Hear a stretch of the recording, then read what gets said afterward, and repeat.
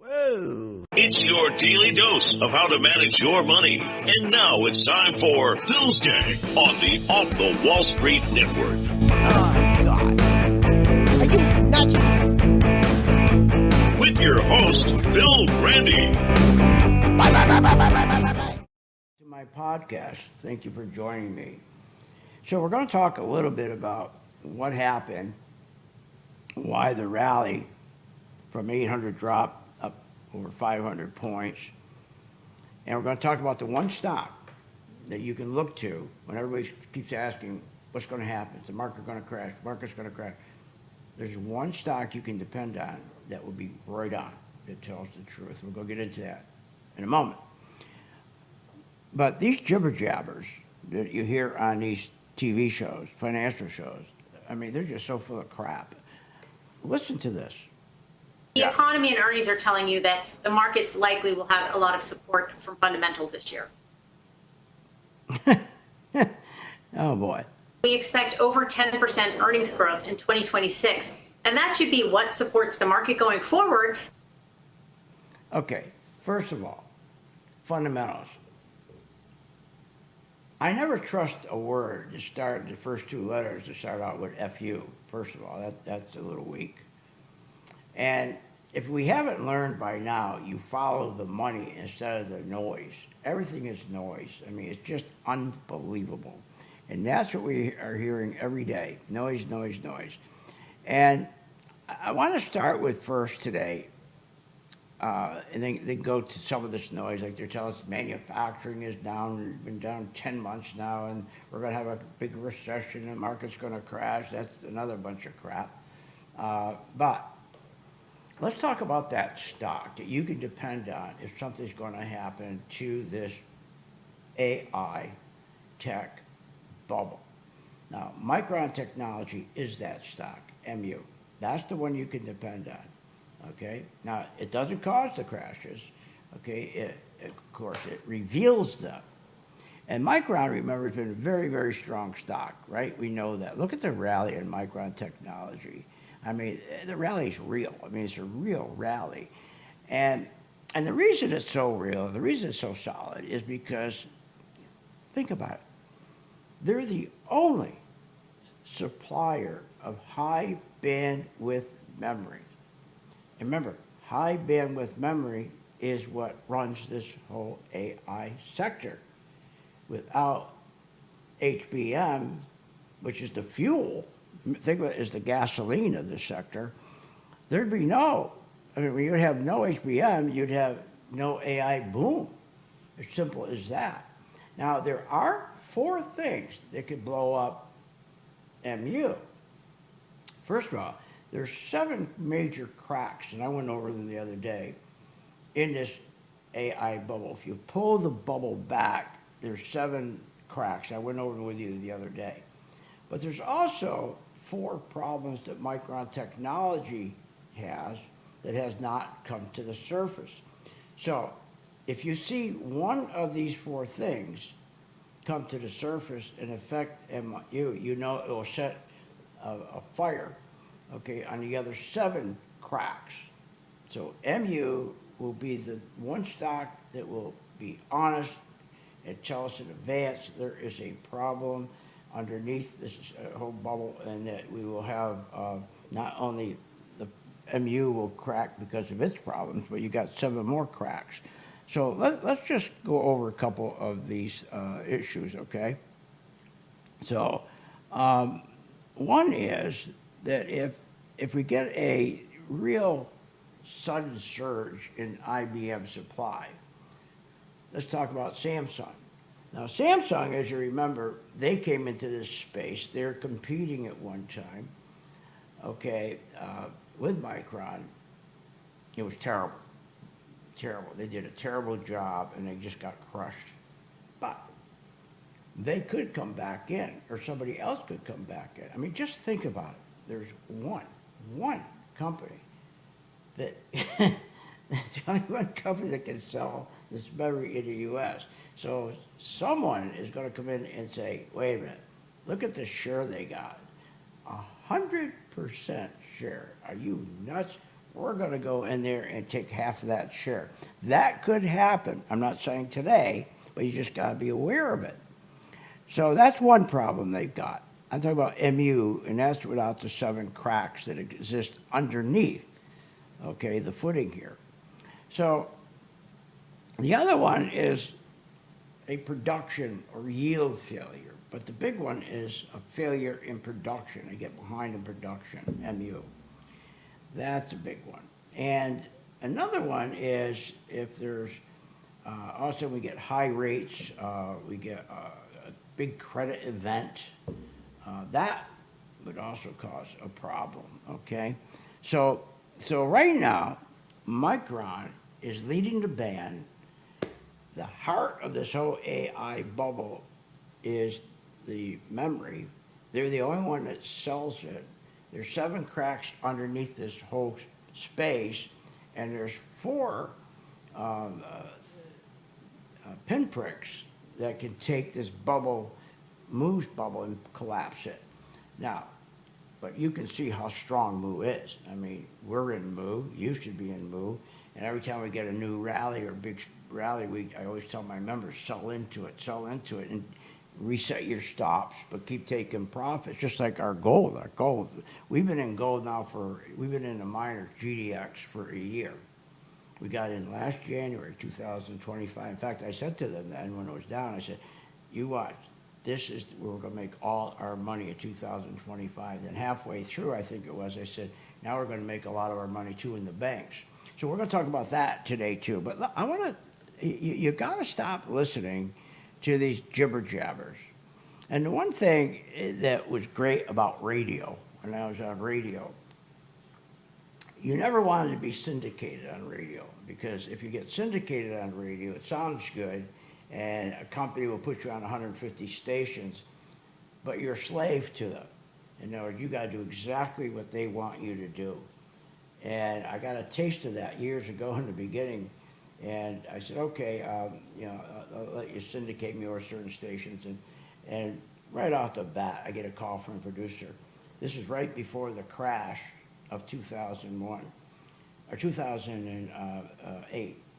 And I said, you can't say there's going to be a housing crash or financial crash, because we're getting complaints from the advertisers. It's the same thing when you look at CNBC or Fox Business.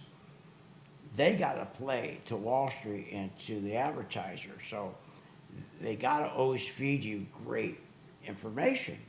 It just works that way, so that people be happy. So when you see these guys on CNBC or you see them on Fox Business, remember, they're told, and their scripts are set up to promote everything is terrific, everything is wonderful. I remember that one dope, I can't think of his name, he's still there. He's an analyst. I'll never forget, he came out and he said, this was during the crash, of the dot-com crash. He said, this is, financial crash. And he said, isn't this amazing?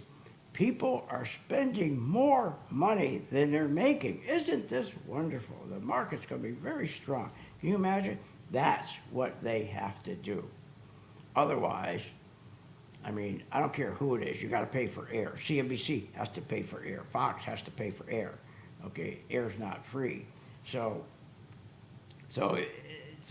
again, the way they pay for it is through advertising. So you got to keep that listener or the viewer pumped up. Everything's going to be great. Go out and buy something. Buy a new car. Buy anything. Go. Everything's okay. That's their job. So getting back to what happened the other day, I'm listening to this guy. And that's the thing. Radio, you would have to pay, okay, 40, 50, 60,000 a month to buy airtime. But the good news about it is it was a barrier. Okay, so you're on a station in California, or I'm on a station in Texas, or a station in Tampa, or whatever.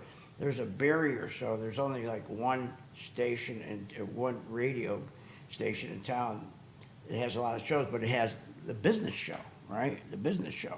So if you own stocks, you're interested in the market, and you're in Tampa, you're going to turn to that station that has a business show at the same time every day. And there's only maybe 3 of you on there. Okay, a couple brokers and analysts.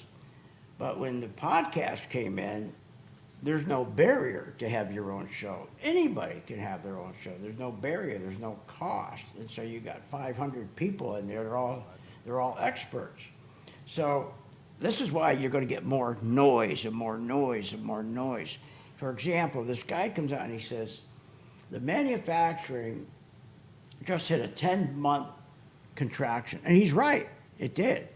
But he went on and he's going to scare everybody. You know, he says the manufacturing is really in bad shape. It's 10th straight month. We're going to have the stocks are going to crash. We're going to have a recession. You got to be very careful. But oh, by the way, I have a stock that you can buy, right? He says, and everything's going to be okay for you. But he's crazy. Yeah, we had a 10-month correction, but manufacturing is only, 11%. Okay, 11% of the whole deal. So in other words, manufacturing 11% of the U.S. economy. It's very small. So while he's telling you this, telling the world that, watch out, the world's going to come to him, but buy his stock, you'll be fine. But there's still solid expansion going on, even though we have this contraction. You still have strong expansion in service stocks, selective tech stocks, like for example, are the stocks we've been in lately was the manufacturers of the machine that makes chips. That's strong. Healthcare is strong.